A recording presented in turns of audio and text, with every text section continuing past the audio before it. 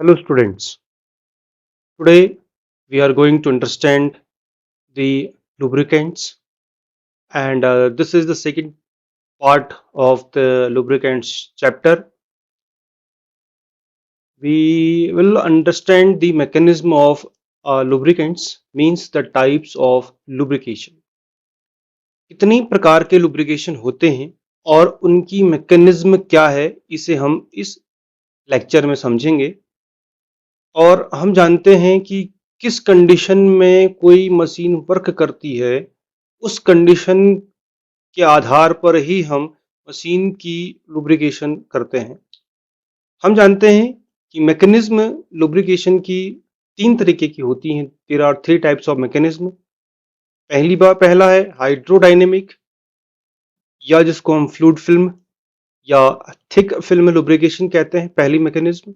दूसरी है boundary lubrication या थिन फिल्म लुब्रिकेशन।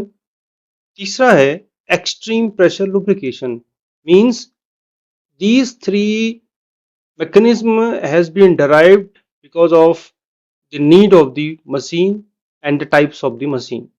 किस प्रकार की प्रक्रियाएं होंगी, ये मशीन के ऊपर निर्भर करता है कि वो मशीन की वर्किंग कैपेसिटी क्या है, कंडीशंस क्या है जिस पे वो काम कर रहा है। सबसे पहले हम पढ़ते हैं हाइड्रोडायनेमिक या फ्लूइड फिल्म या थिक फिल्म लुब्रिकेशन के बारे में।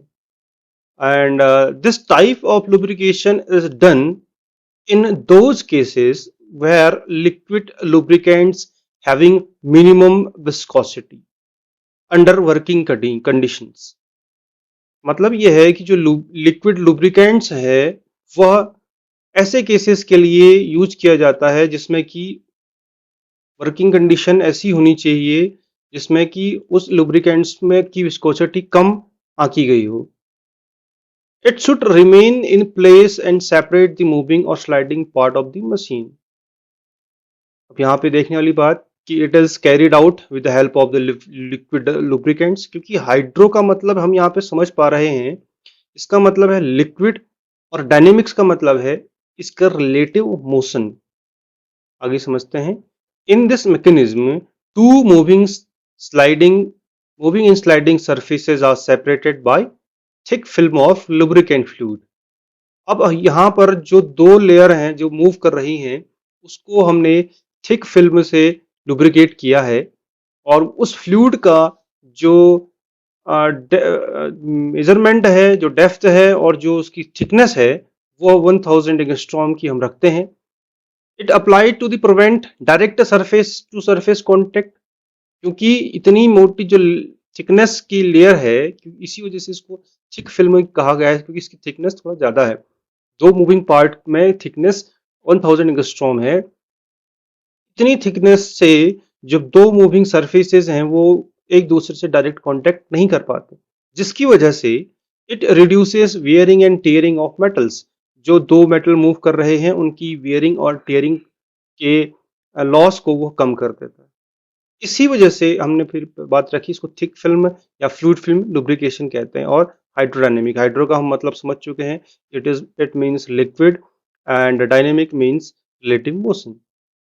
In this case, fluid is formed by mixing of hydrocarbon oils and antioxidant with long chain polymer so as to maintain viscosity। क्योंकि ये बनाया कैसे जाता है, इसमें जो हाइड्रोकार्बन ऑयल्स होते हैं और एंटीऑक्सीडेंट्स होते हैं जिनके पॉलीमर्स के केस में हों, तो विस्कोसिटी मेंटेन रहती। तो विस्कोसिटी मेंटेन रहेगी जिससे कि दो मूविंग सरफेस के बीच में कांटेक्ट कम से कम होगा।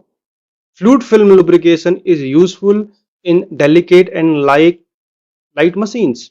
वॉचेज, हम जानते हैं कि वॉच जब यूज करते हैं तो उसमें लुब्रिकेशन होता है, क्योंकि उसकी जो शाफ्ट्स होते हैं, छोटे छोटे गियर्स होते हैं, उसमें हम हल्का सा फ्लूइड ऐड कर देते हैं। क्लॉक्स हैं, गन्स हैं एंड साइंटिफिक इक्विपमेंट, ये क्या है, डेलिकेट्स हैं और हल्के हैं, इसलिए इनमें थिक फिल्म लुब्रिकेशन का यूज किया जाता है, जिसमें कि हाइड्रो यानी लिक्विड फॉर्म का डायनेमिक्स हो यानी रिलेटिव मोशन हो। ये हमारे पास एक पिक्टोरियल प्रेजेंटेशन है जहां पर दो सरफेसेस मूव कर रही हैं, एक की वेलोसिटी और दूसरा इस तरीके से दो अलग अलग वेलोसिटी से एक दूसरे के ऊपर स्लाइड कर रहे हैं। इनके बीच में जो लेयर है, जो फ्लूइड है, वह लुब्रिकेशन का काम करता है और इन दोनों को एक दूसरे से कांटेक्ट के लिए रोक देता है। तो इन दोनों के बीच में कांटेक्ट नहीं हो पाता है, तो जिसकी वजह से ईजिली हम ये कह सकते हैं कि ये मशीन की वियरिंग एंड टेयरिंग जो लॉसेस हैं, उसको कम कर देगा, उसको रिड्यूस कर देगा। इसमें और जानकारी लेते हैं कि जो लिक्विड लुब्रिकेंट्स हैं, वह जो स्लाइडिंग सरफेसेस होती हैं, उनके वह इरेगुलरिटीज में फिल हो जाता है और थिक लेयर बना देता है दोनों के बीच में, और डायरेक्ट कांटेक्ट नहीं हो पाता है। ये हम पहले पढ़ चुके हैं और पिक्टोरियल प्रेजेंटेशन देख लिया। In this way lubricant reduces the wear and tear by reducing the frictional resistance produced by the movement of sliding parts।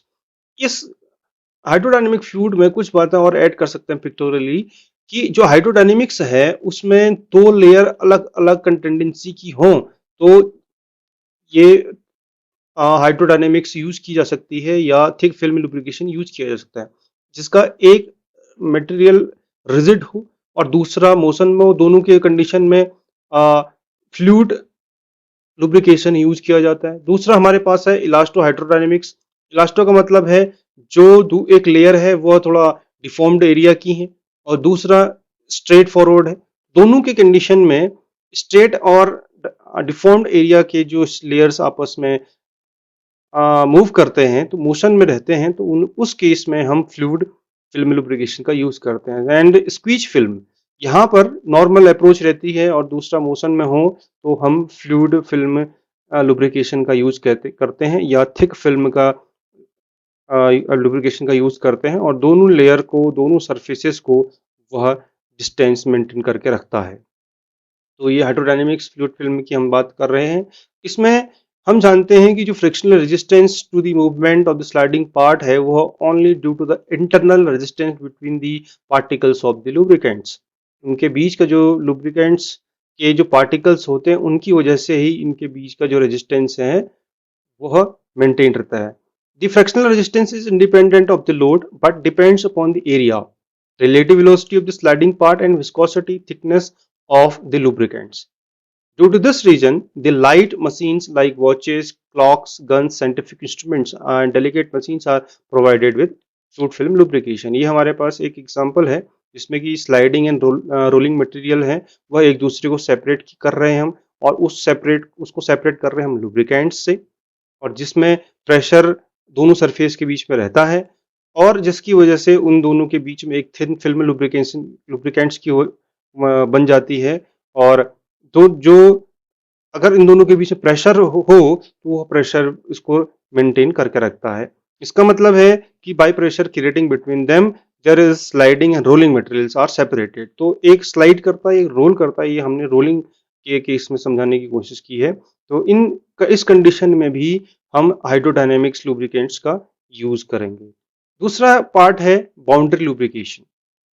जहां पर थिक फिल्म लुब्रिकेशन काम नहीं करती है, वहां पर थिन फिल्म या बाउंड्री लुब्रिकेशन की आवश्यकता पड़ती है।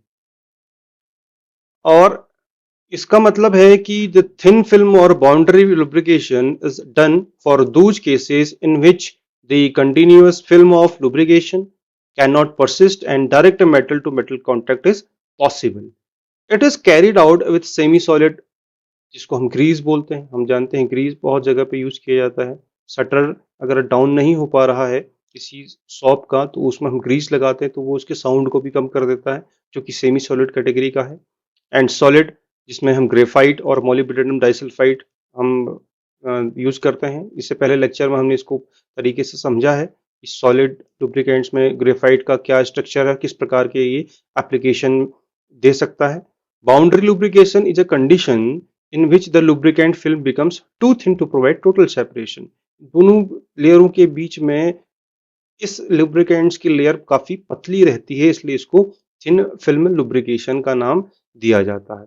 इस तरीके की जो लुब्रिकेंट्स में है, वो lubricant is absorbed by the surface.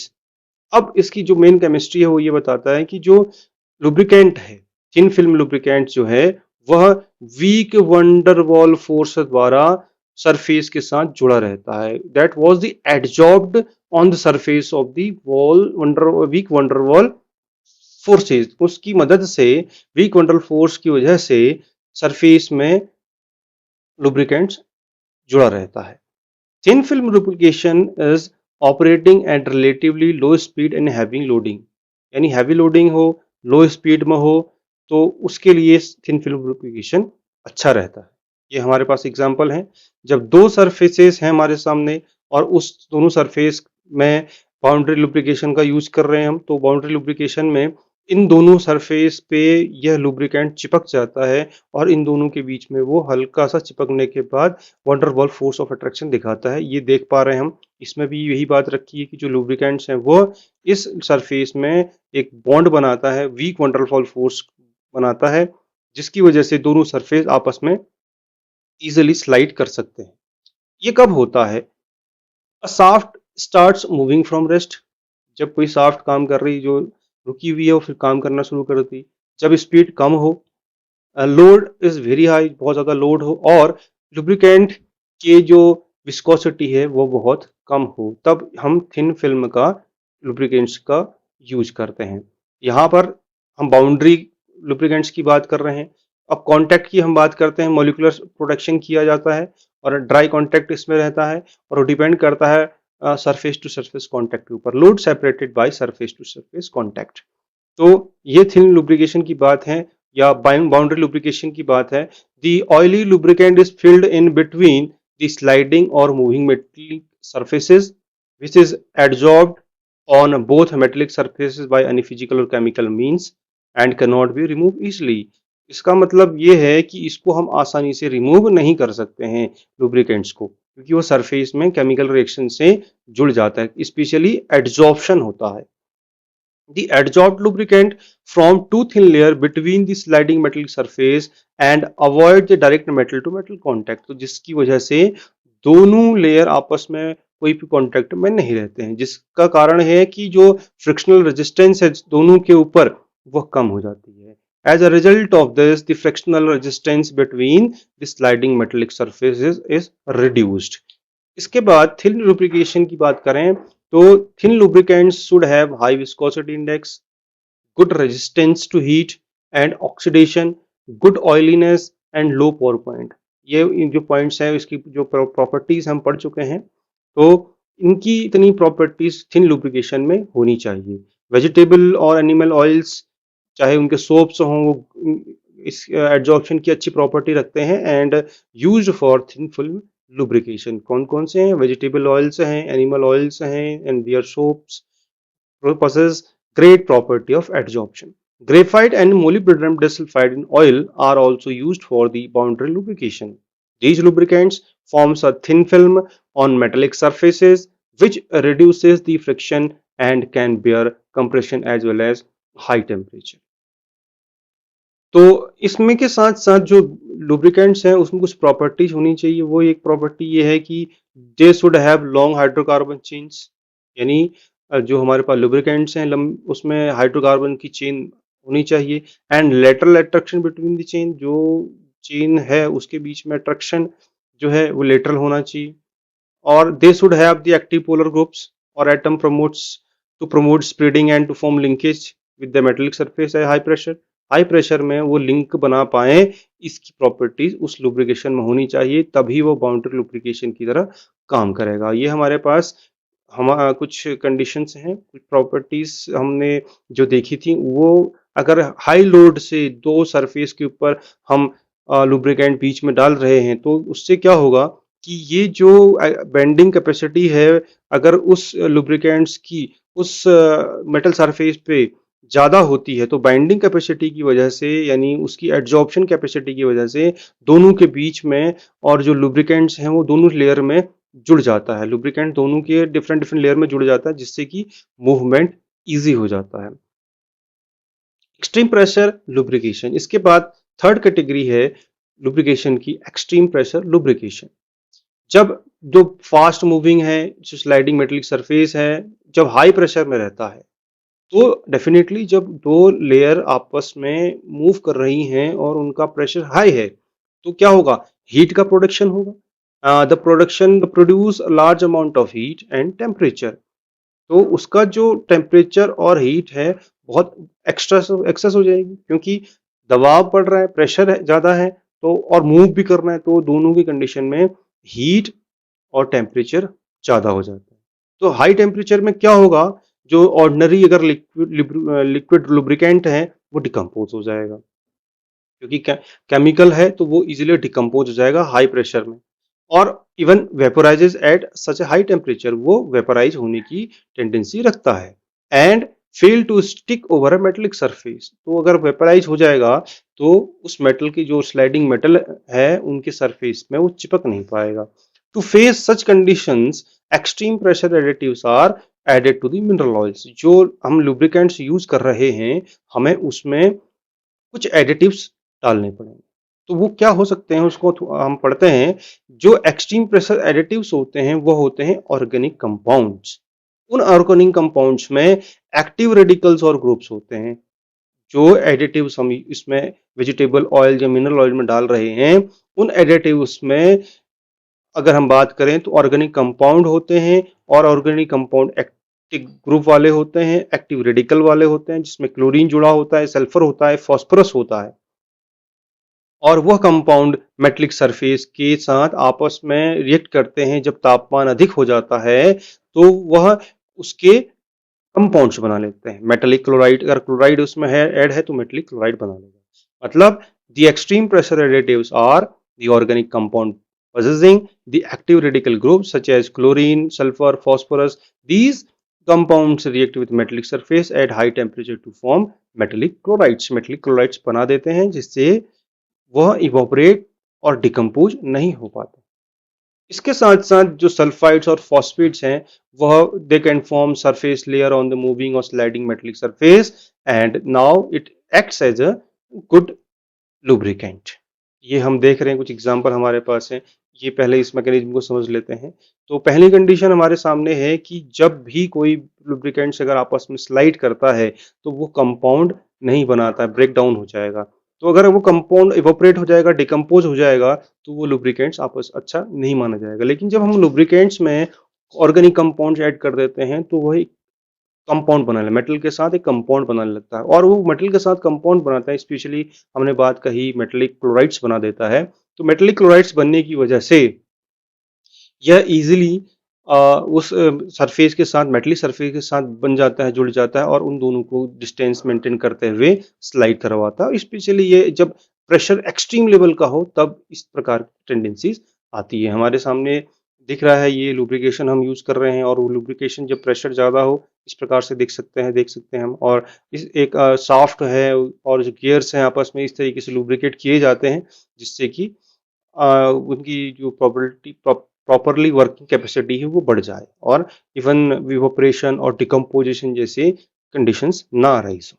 तो इस लेक्चर में हमने पढ़ा कि लुब्रिकेशन के 3 प्रकार की जो मैकेनिज्म है वो क्या-क्या हैं, और सबसे बड़ी बात हमने देखी कि जो इन तीनों कंडीशन में लुब्रिकेशन हो रहा है, उन लुब्रिकेशन उसकी मशीन की वर्किंग कंडीशन के ऊपर डिपेंड कर रहा है। अगर प्रेशर ज़्यादा है तो हम उसमें यूज कर रहे हैं एक्सट्रीम प्रेशर लुब्रिकेशन। प्रेशर कम है और थिन फिल्म की रिक्वायरमेंट है, और हमने कहा विस्कोसिटी उसकी क्या है, वो सब चीज़ें हमने पढ़ी। तो लुब्रिकेंट्स के 3 मैकेनिज्म हमने समझी हैं: हाइड्रोडायनामिक्स और फ्लूइड फिल्म और thick film lubrication, boundary lubrication और थिन फिल्म लुब्रिकेशन, या एक्सट्रीम प्रेशर लुब्रिकेशन। अगर इस लेक्चर को अगर आप पसंद करें तो इसको ज़रूर शेयर करें अपने सहपाठियों के साथ। अगर इसके रिगार्डिंग इस लेक्चर में जो भी है, इसके रिगार्डिंग आपको कोई डाउट्स हैं, you can ask on by typing your question on the comment, और I will try to give your answer as soon as possible. Thank you.